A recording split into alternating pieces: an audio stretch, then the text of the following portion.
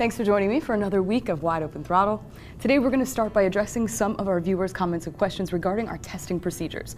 Carlos, you recently tested the Ferrari FF and you did so in a way that veered from kind of the standard ignition format, and it drew a lot of attention and people wanted to know where are the testing numbers we've begun to rely on. Yeah, well there's two things that happen there. The first is we do 52 episodes of ignition a year.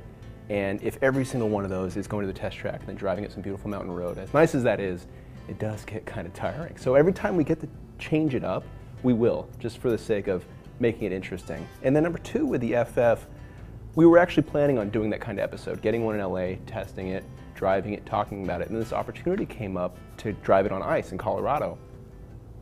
I definitely want to do that. Mm-hmm. That's a no-brainer. I mean, it's an all-wheel drive Ferrari. I mean, why wouldn't you want to drive that in the snow? That we didn't get test numbers, I'm okay doing that because we're going to try to do that later. Testing is one of the core things, the core values of Motor Trend. It's what we do, it's what we've done for 60 years. We will always endeavour to test every vehicle on the market. But there's a lot of logistics involved and not always possible to get those logistics to sometimes where the cars are. They don't always come all to us. We have to go to them, and that could be around the world, it could be in Europe, could be in Africa, it could be wherever. Also, viewers should rest assured that if there's something they wanted us to do with the car that we didn't do, we probably have bigger, even better plans for it coming. So, patience. And testing, and there is a limit also to cars. We always get, well, where's the Veyron? Yeah, where's the Veyron? I think if you go to Pebble Beach weekend and you look around, that's where the Veyrons are. Yeah. You'll see, I think it's something like 5% of all the Veyrons that are ever built are in one place. I mean, they are such rare cars. There's 300 odd cars, and that's all they're going to build. And they don't grow on trees. In the early days, there were no such things as press fleets. For some automakers, they don't have a huge fleet of cars. I ran into Christian Koenigsegg, and he's standing there with the Agera R, and I said, we'd love to test this thing. He goes, great, come to Sweden and test it. And I said, well, how are we going to get to Sweden? He goes, well, just show up. It's hard to just show up, so. Koenigsegg is one we'd like to do, and you do have to go there to do it. Yeah. I want to test cars that meet crash regulations, meet emissions regulations. Right. You want series production. So in other words, everyone coming off the line is the same as the one before and after. You don't want, well, this one, somebody built it, then he left, and now this one's different, it's got different kit, it's got different suspension. You want the same car, so it means something. Still, I want to go to Sweden and test that. I got Christian's I'll raise my hand. All right, let's do it. Let's send him a Veyron. Has to be with a Veyron. Yeah. All right, now I want to move on to a story that's gaining a ton of buzz on our site. Cadillac just announced that the 2014 Cadillac CTS is going to have an optional 3.6-liter twin-turbo V6. It's going to produce 420 horsepower, 430 pound-feet of torque, and this is only the CTS, not the CTS-V, so serious play by Caddy. For sure, and I think with what Cadillac is doing is similar to what Audi has done with their S models and then the RS, where the new S models are as good as the old previous RS. And then with the CTS moving bigger, just more competitive, with 5 Series, E-Class, it has to offer more power, better engines. Well, this is like something you and I have talked about a million times. Like the Germans have already written the roadmap. Just follow it. Just copy it. So the E-Class, right? You can get a V6, and you can get a V8, and then there's the AMG. Well, this is still a V6, but it's twin turbo. So you get your V6 CTS, you get the power of a V8, 430 pound-feet of torque is power of a V8, and then they will do a CTS-V. So they're just, doing finally what the Germans have been doing, and totally smart. One of the readers wrote on our message board, it was an anonymous comment that reads, it's important to keep in mind who the CTS is competing with. This will go against the 550i, the E550, the S6. All these cars have V8s. Not giving the CTS a mid-level V8 is a huge mistake. Do you agree? Everybody else seems to be downsized. Yeah. It seems to be the right play. You get the right power. I mean, you're getting over 100 horsepower per liter out of this engine. That's great in my book. And this person might be anonymous because he doesn't know, or she doesn't know, that the E550 is going bye-bye. The E400 is the new, with the twin-turbo V6. Well, I was in Germany a couple of years ago, and with BMW, and he said, look, we've stopped working on developing V8 engines. Right. We'll end up with one V8 engine for the BMW range. But we're not going to do multiple variants of V8s because we need to get more efficient engines. So they're downsizing. You'll see more 6 cylinders, more 4 cylinders with turbocharging, and that's a trend.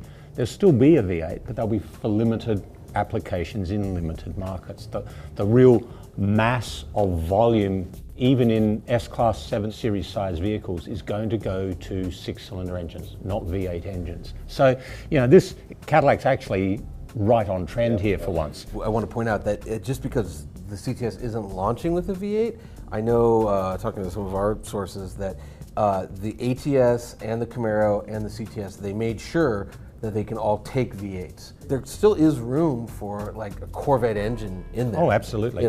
There's always room for Corvette engine in anything. Suffice it to say, we're all excited to see the CTS in New York. In fact, when you guys see this, we will be there bringing you live coverage. The New York show, of course, signals the end of the auto show season, which is always a good time to sort of take a look at the state of the auto industry and the directions in which we think different automakers are heading. So, who do you have your eye on? Well, I think Ford. It's going to be interesting to see what they do. I mean, I've got some interesting issues with Ford in that they've walked away from having premium brands. They got rid of Jaguar, Land Rover, Volvo, all those brands. They now have to rely on the blue oval, and they're trying to resuscitate Lincoln, which is going to be a long, long task. In the meantime, we're seeing some, sporty new Fords, the Focus STs. Carlos's What's really favorite interesting car. is they're filling all these weird enthusiast niches, with the SVT Raptor, with the Focus ST, now the Fiesta ST. Great way to do it if it makes business sense. I don't know if it does or not, but I'm happy. Well, it only seems weird because we're not used to it, perhaps, because Ford, it was interesting, if you were in Europe looking at what Ford always offered, they always had a healthy, performance portfolio. You came over to the States and it was like dull, boring. There was the Mustang, but even that could barely get out of its own way in some iterations. And Tauruses, there was the show, then that went away. There was nothing here for the enthusiast. It was commodity motors. Now this is more like what Ford's European footprint is like. Much more fun. Yeah. And we know they can build great cars. I mean, you look at the Raptor. That's, to me, as impressive as any production car in the world. You haven't stopped talking about the Focus ST in 6 weeks. Yeah, that's a wonderful car. Yeah, it would be interesting if they could translate that quality and passion into Lincoln.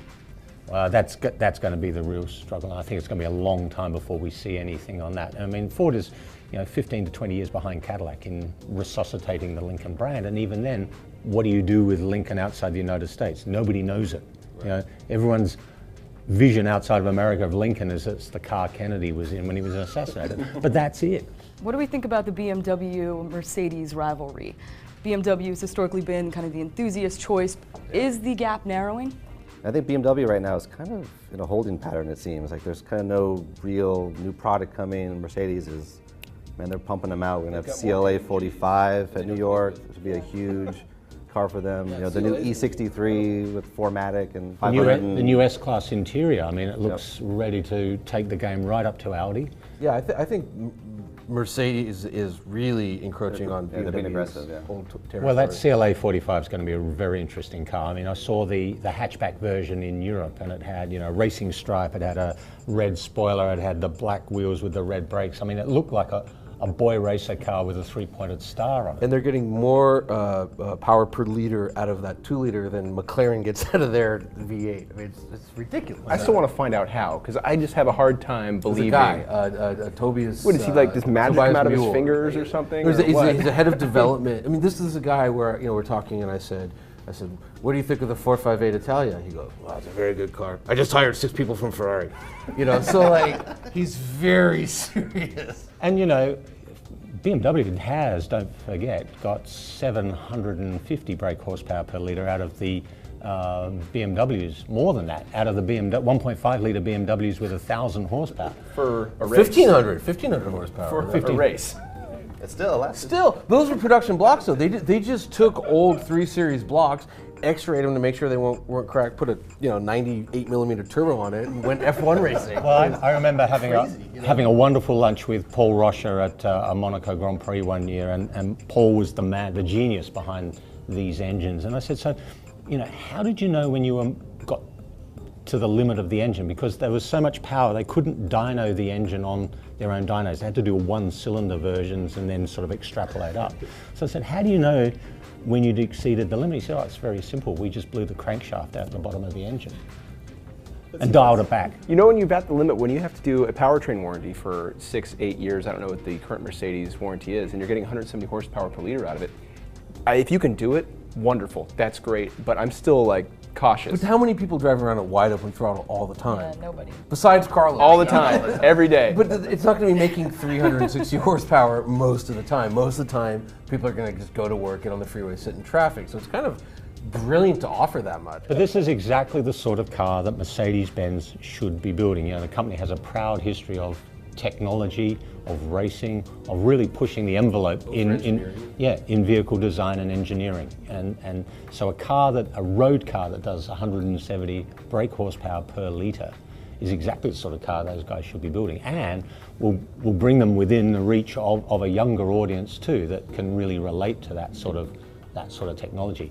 We talked earlier about engines getting downsized and smaller, and you know, there are all sorts of people who go, oh me, oh my, it's the end of performance as we know it. You know, people were saying that when, you know, emission controls came in 40 years ago, and here we are with more 500 horsepower cars on the market right now than at any time in history. And more 600 and more 700 and more 900. So, you know, I think the future of performance is very bright. If you're talking about a trend, it's not going to go away. To the future. Yeah. Okay, cheers. Wide open throttle. Yeah.